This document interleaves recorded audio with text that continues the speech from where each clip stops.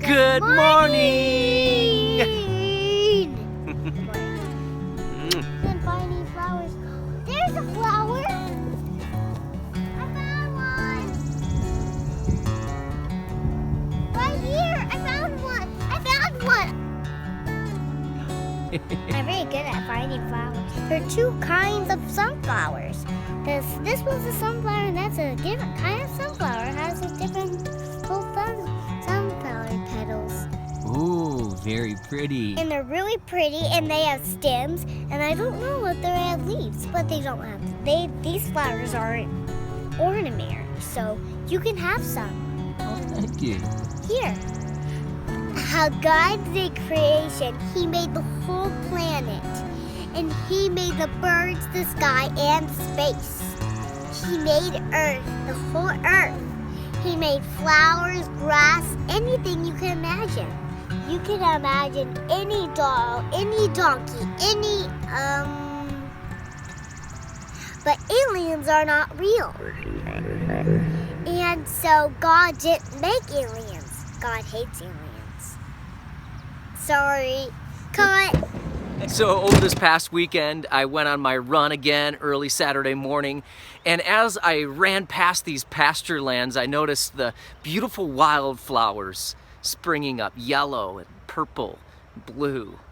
I noticed the exquisite design in the leaves on the trees and the sunrise coming up behind the clouds. I saw the cattle out in the pastures grazing. And I was just so amazed by this simple concept that God got it right. He thought of everything. The balance of the ecosystems all over this universe just shocked me with amazement. Why? Because, see, I've written a lot of articles and essays. I used to work for a builder, building homes when I was a teenager. I used to run a landscape company and design these brick walkways and retaining walls for customers.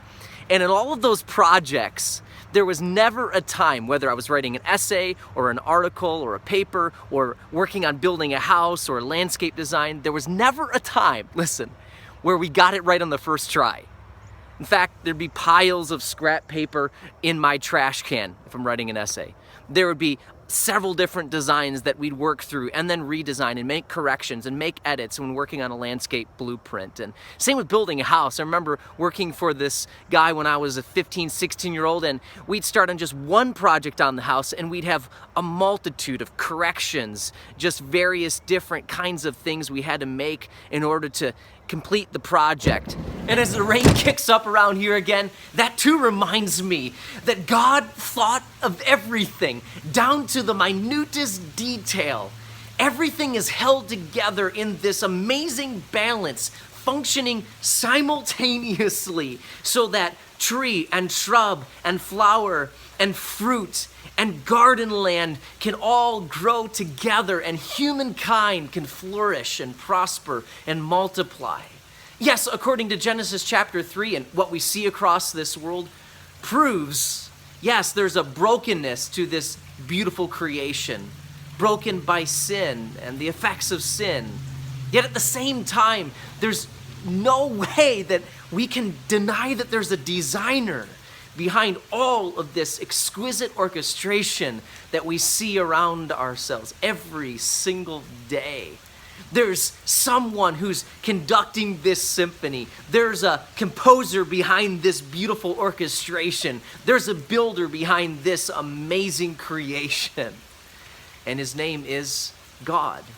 God in Jesus Christ. And that's the amazing thing, that this God who created to design everything that we see also is full of love. Love for the people that he has made. That's what Psalm 136 reminds us of. It starts out like this. It says, "Give thanks to the Lord, for he is good, for his loving kindness is everlasting." And then it goes on in verse 4. It says, "To him who alone does great wonders, For his loving kindness everlasting. to him who made the heavens with skill, For his loving kindness everlasting. to him who spread out the earth above the waters, For his loving kindness is everlasting.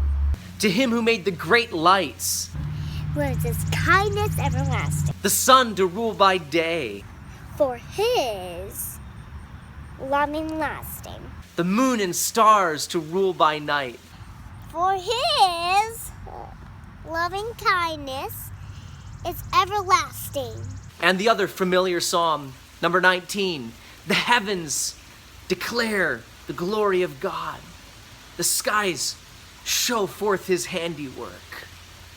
The heavens are telling us there is a designer, there is a creator, there is a God. And this God is full of loving kindness. And his loving kindness is everlasting.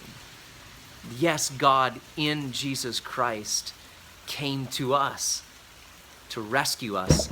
And that's exactly where the psalmist goes at the end of Psalm 136, verse 23. It says, this one who made everything, yes, who remembered us in our low estate, in our brokenness, in the bondage to sin. Yes, he remembered us in that state.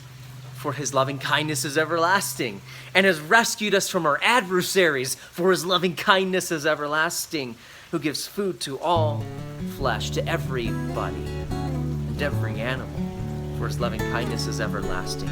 Give thanks to the God of heaven, for his loving kindness is everlasting. For his loving kindness everlasting. And his love, then today, compels us to praise him. Do everything that we do and every word that we say.